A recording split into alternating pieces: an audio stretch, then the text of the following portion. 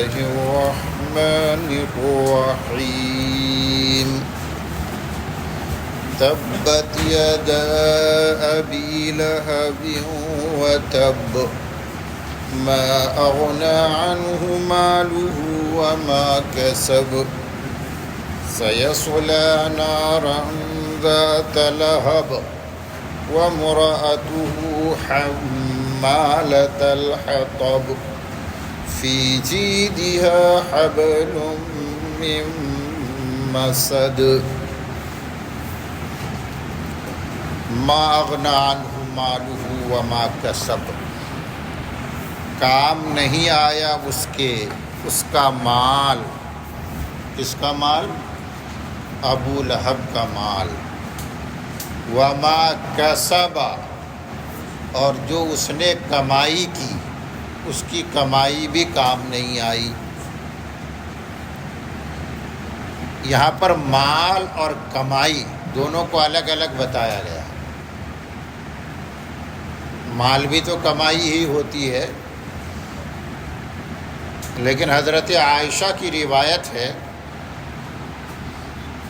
اسی روایت کے پیش نظر، اسی روایت کے اکارڈنگ اکثر مفسرین نے یہاں کمائی سے اولاد مراد لیا.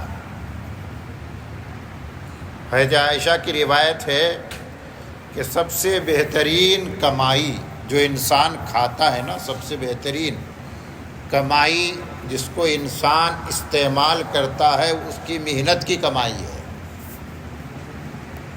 اور آگے فرمایا اس کی اولاد بھی اس کی کمائی ہے.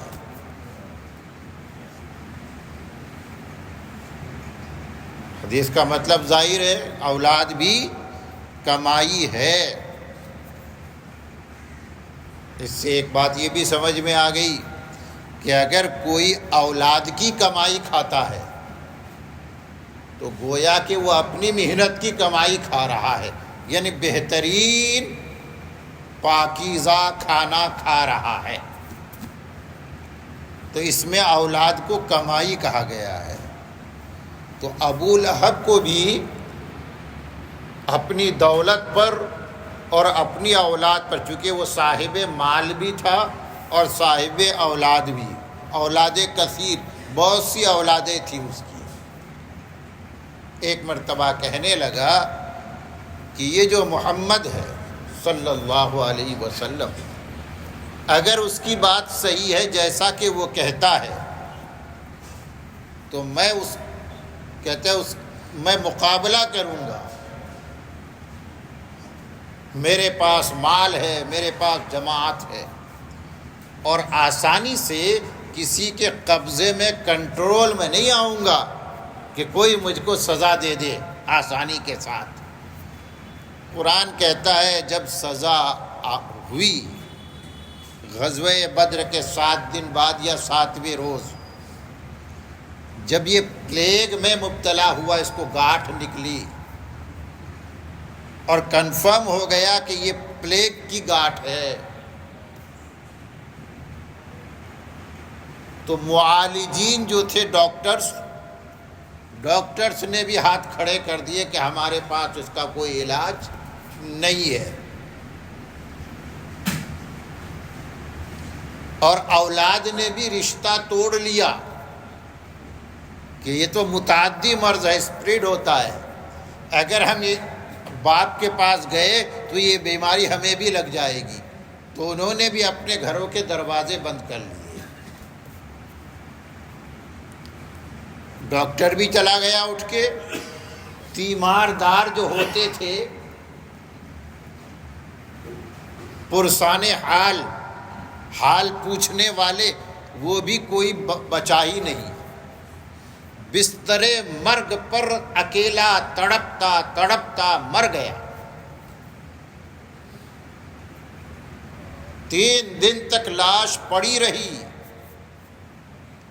جب بدبو حد سے زیادہ پھیلی تو لوگوں نے کہا اس کے ابو لہب کے بچوں سے کہ ارے اس لاش کا کچھ کرو، دیکھتے نہیں کتنی بدبو پھیل رہی ہے. تو اولاد نے کچھ حبشیوں کو تیار کیا پیسے دے کر. ان حبشیوں نے جیسا کہ میں نے کہا تھا ٹانگ میں رسی باندھی اور اس کو کھینچتے ہوئے لے گئے, ایک گڑھا کھودا اور دودھ ہی سے اس پر پتھر اور مٹی ڈال دیا. یہ انجام ہوا اس شخص کا جس کو اپنے مال اور اولاد پر بڑا غرور تھا. قرآن کہتا ہے نہ اس کے مال اس کے کام آیا اور نہ اس کی کمائی کام آئی. سَيَصْلَىٰ نَارًا ذَاتَ لَهَبٍ. یہ تو دنیا میں جو ہوا سو ہوا, لیکن یہ کافی عذاب نہیں, یہ بھی ایک عذاب ہی تھا. وَلَعَذَابُ الْآخِرَةِ أَشَدُّ وَأَبْقَىٰ. آخرت کا جو عذاب ہوگا وہ دنیا کے عذاب سے بھی زیادہ سخت اور ہمیشہ رہنے والا. چنانچہ قرآن یہ کہتا ہے سَيَصْلَىٰ ان قریب وہ داخل ہوگا. یعنی فعل مضارع زمانہ حال اور مستقبل یعنی فیوچر اور پریزنٹ دونوں کو بتاتا ہے, لیکن اگر اس پر سین آ جائے تو یہ فیوچر کے لیے خاص ہو جاتا ہے. سوف آ جائے تو فیوچر کے لیے خاص ہو جاتا ہے, لیکن سین آئے تو ان قریب اس کا ترجمہ کریں گے, مستقبل قریب, اور سوف آئے تو مستقبل بعید بعد میں. تو سین آیا ان قریب وہ داخل ہوگا, ان قریب داخل ہوگا. قرآن نے اس کو وارن کیا نارن ایسی آگ میں, یعنی جہنم کی آگ میں, ذات لہبن جو شعلے والی آگ ہوگی. جہنم کی آگ کیسی ہوگی؟ شعلہ زن, ایسی آگ جو دوسروں کو لپکنا چاہے گی. ایسی آگ میں یہ ابو لہب داخل ہوگا. اب یہ جو ابو لہب اس کو کہا گیا نا, نام تو عبد العزیٰ تھا لیکن کنیت ابو لہب تھی. اس کی ایک وجہ تو آپ کے سامنے آئی تھی کہ اس کو ابو لہب اس لیے کہا گیا کہ لہب کے معنی آگ کا انگارہ, شعلہ. تو اس کے دونوں رخسار جو تھے وہ بہت, دونوں گال بہت زیادہ لال تھے, رنگ بہت زیادہ لال اور سرخ تھا. تو اس کی لالی اور سرخی کی وجہ سے اس کو ابو لہب کہا گیا. لیکن قرآن نے جب یہ کہا سَيَصْلَىٰ نَارًا ذَاتَ لَهَبٍ, اس نے یہ بھی بتا دیا کہ اس کو ابو لہب اس لیے کہا گیا کہ یہ جہنم میں ایسی آگ میں داخل کیا جائے گا جو شعلہ زن آگ ہوگی, آگ کے انگارے کے اندر وہ داخل ہوگا. اس لیے کہا گیا ابو لہب آگ کے انگارے والا, شعلہ والی, شعلہ والا کہتے شعلہ زن آگ, آگ والا. وَامْرَأَتُهُ حَمَّالَةَ الْحَطَبِ. کہتے ابو لہب جیسا تھا وہ تھا, لیکن اس کی جو بیوی تھی وہ کریلا نیم چڑھا کا مصداق تھی. ابو لہب حضور اکرم صلی اللہ علیہ وسلم کو تکلیف پہنچانے کے لیے ہر دم کوشش کر رہا تھا. اس کی کوششوں کا یہ حال تھا کہ جب حضور اکرم صلی اللہ علیہ وسلم ایام حج میں مینا میں خیموں میں جاتے تھے, کیونکہ حج تو سبھی لوگ کرتے تھے, اپنے اپنے اعتبار سے کرتے تھے, تو مینا میں سبھی قبیلوں کے خیمے لگتے تھے, ٹینٹ لگتے تھے. تو اس موقع کا آپ استعمال کرتے تھے دعوت کے کام میں. لوگوں کے پاس جایا کرتے تھے ان کے ٹینٹ میں اور اسلام کی دعوت دیتے تھے. پیچھے سے ابو لہب کہتے 2 تھیلی میں کنکر اور پتھر لیتا تھا اور آپ کے پیچھے پیچھے جاتا تھا اور آپ پر پتھر پھینکتا تھا, کنکر مارتا تھا. جب آپ اکاس کی گلیوں میں, مارکیٹ کا نام تھا, مارکیٹ کے دن جایا کرتے تھے تو ابو لہب بھی پیچھے ہوا کرتا تھا پتھر پھینکنے کے لیے. یہ حال تھا ابو لہب کا. لیکن کہا جاتا ہے کہ یہ جو بیوی تھی ام جمیل, بیوی کا نام کیا؟ ام جمیل, یہ بھی یہ ابو لہب سے اپنے شوہر سے کچھ کم نہیں تھی. حمالۃ الحطب قرآن نے کہا. حمال کے معنی کلی، کیری کرنے والا. تو حمال کا مؤنث فیمیل حمالۃ، اور حطب کے معنی لکڑی، لکڑیوں کا گٹھر اٹھانے والی. اس کو قرآن نے ایک خطاب دیا ہے ام جمیل کو، حمالۃ الحطب، لکڑیوں کا گٹھر اٹھانے والی. اس کو کیوں یہ لقب دیا گیا؟ اس کی ایک وجہ تو یہ ہے کہ یہ جنگل میں جاتی تھی. حالانکہ مالدار تھا یہ گھرانہ، ابو لہب کا گھرانہ مالدار تھا، ابھی آپ کے سامنے بات آئی. لیکن اس عورت کی طبیعت میں بڑی خست تھی، ذلت، کہتے نیچ پر، نیچ عورت تھی. باوجود مالدار ہونے کے غریب عورتوں کے ساتھ جنگل جایا کرتی تھی اور وہاں سے لکڑیاں لے کے آتی تھی تاکہ اپنے گھر کا چولہا جلے.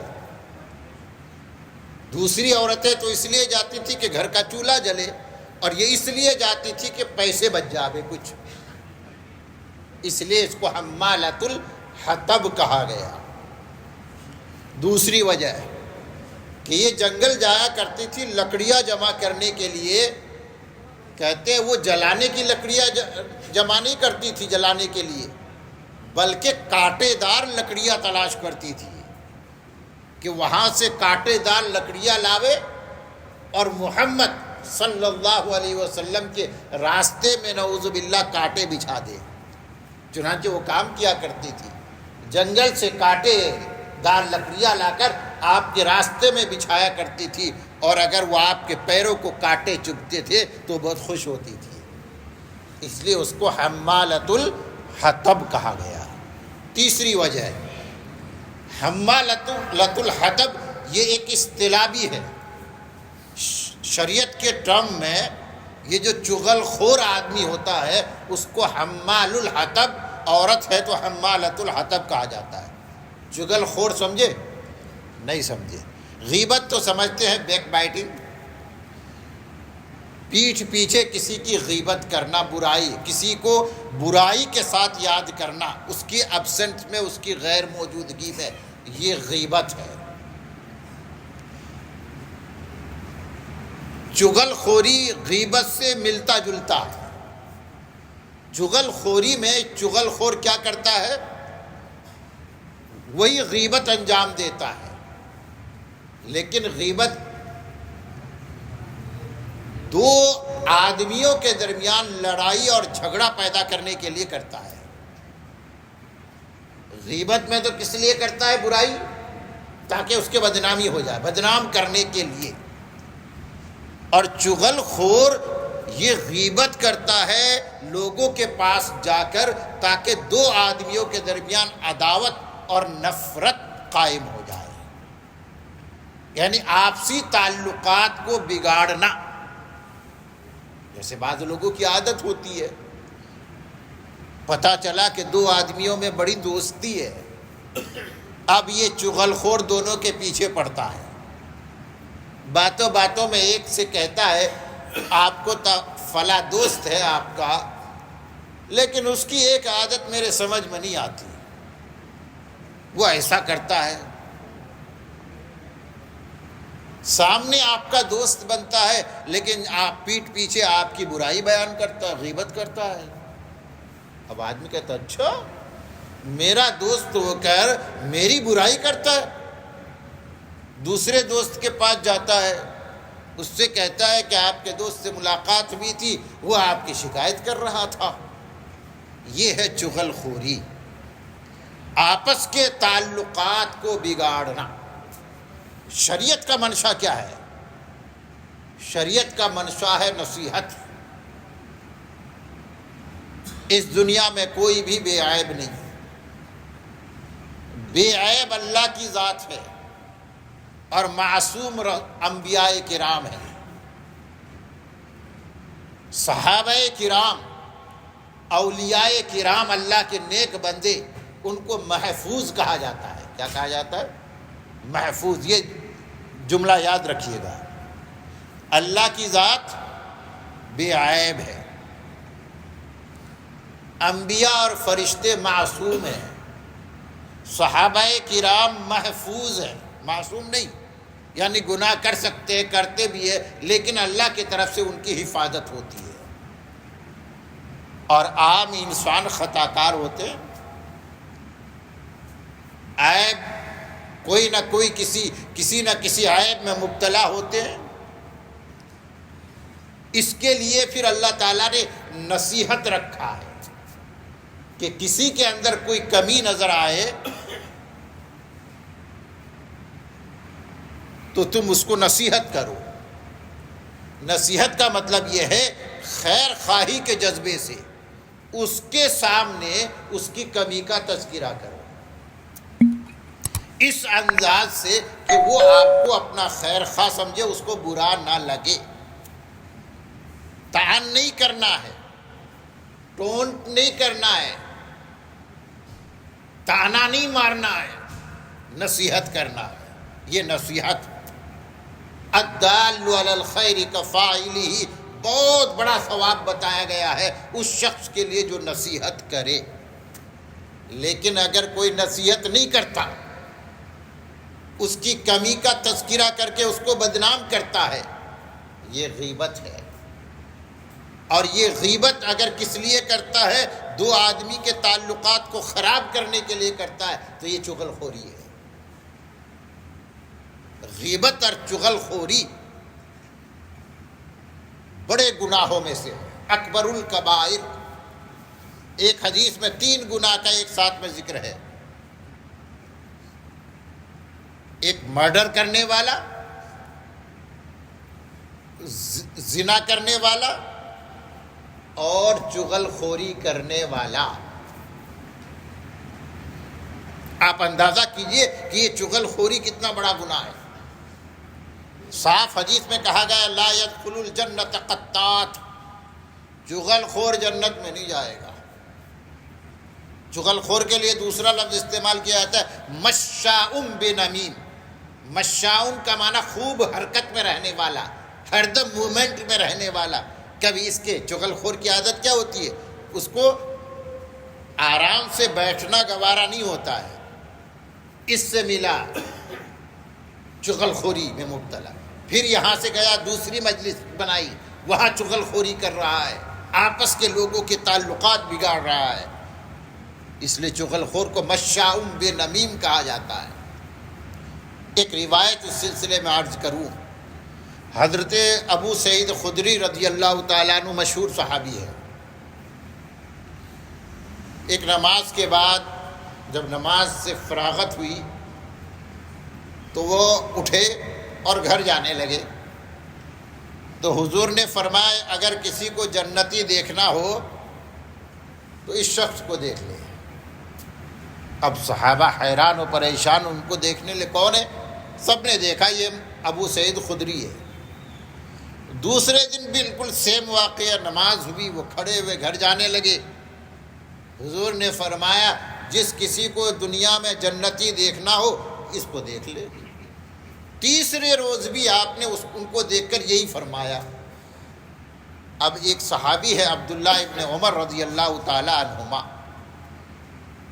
وہ سوچنے لگے کہ بظاہر تو یہ وہی کام کرتے ہیں جو عام لوگ کرتے ہیں، لیکن حضور 3 دن مسلسل ان کے لیے جنت کی بشارت سنا رہے ہیں، تو کوئی تو خاص عمل ہوگا جو یہ کرتے ہوں گے. چنانچہ عبداللہ ابن عمر پیچھے پیچھے ان کے گھر تک پہنچے، ملاقات کی اور کہا کہ میں 2-3 دن آپ کے یہاں قیام کرنا چاہتا ہوں، آپ کا مہمان بننا چاہتا ہوں. چونکہ میرے گھر والوں سے میرا جھگڑا ہو گیا ہے، میں گھر نہیں جا سکتا، تو آپ مجھے اپنے گھر میں جگہ دیں گے؟ اب کوئی بھی غیرت مند آدمی وہ یہی کہے گا کہ بے شک آئیے، آپ گھر کا دروازہ کھلا. انہوں نے کہا ٹھیک ہے، آپ ہمارے گھر میں قیام کر لیجئے. اب یہ 3 دن تک برابر واچ کر رہے ہیں. ان کا جو ڈے نائٹ کا نظام تھا، اس پہ غور کر رہے کہ صبح اٹھتے ہیں کیا کرتے ہیں، رات کو سونے تک سارے اعمال کا وہ جائزہ لیا جا رہا ہے۔ اب 3 دن ہو گئے، وہ متاثر نہیں ہوئے، کوئی ایسا عمل جو ان کو امپریس کرے ایسا سمجھ میں نہیں آیا۔ جب رخصت ہونے لگے تو انہوں نے بتایا کہ میں گھر جانا چاہتا ہوں۔ تو انہوں نے کہا تم تو کہہ رہے تھے کہ گھر والے آئیں گے تو جاؤں گا، کوئی آیا بھی نہیں تو جا رہے ہو، تمہارا جھگڑا ہوا۔ کہنے لگے کہ میرا یہ کہنا حقیقت حال کے مطابق نہیں تھا، صحیح نہیں تھا، کوئی جھگڑا نہیں ہوا۔ اصل میں یہ واقعہ میں نے دیکھا، آپ کے بارے میں حضور کا ارشاد سنا تو میرے دل میں کیوریسٹی جاگی، تجسس پیدا ہوا کہ پتہ کروں کیا عمل ہے جس کی وجہ سے جنت کی بشارت مل رہی ہے۔ لیکن گستاخی معاف، میں نے ان 3 دنوں میں کوئی ایسا عمل نہیں دیکھا جس کے بارے میں مجھے گویا کہ شرح صدر ہو کہ اس نیکی کی وجہ سے ان کو جنت کی بشارت سنائی جا رہی ہے۔ آپ ہی بتائیے کون سا عمل ہے آپ کا جس کی وجہ سے اللہ کے رسول نے متواتر مسلسل 3 دن تک آپ کے لیے جنت کی بشارت سنائی ہے؟ وہ کہتے ہیں حضرت ابو سعید کہ ایسا تو کچھ الگ نہیں کرتا ہوں میں، ایک یہ ہے کہ میں سنتیں گھر میں آ کے پڑھتا ہوں۔ تو حضرت عبداللہ ابن عمر نے کہا بہت سے صحابہ کا یہ معمول ہے، میں بھی کرتا ہوں۔ تو انہوں نے کہا شاید اس کی وجہ یہ ہو کہ میں غیبت کی مجلسوں میں شریک نہیں ہوتا، خلاصہ یہی ہے، اور کسی کی چغل خوری نہیں کرتا، کسی کے تعلقات کو بگاڑنے کی کوشش نہیں کرتا، کسی کا میں برائی کے ساتھ کسی کے سامنے تذکرہ نہیں کرتا۔ یہ میری عادت ہے، نہ برائی کرتا ہوں نہ برائی کسی کی سنتا ہوں۔ حضرت عبداللہ ابن عمر فرماتے ہیں کہ ہو نہ ہو یہی عمل ہے جس کی وجہ سے آپ کو جنت کی بشارت سنائی گئی ہے۔ آگے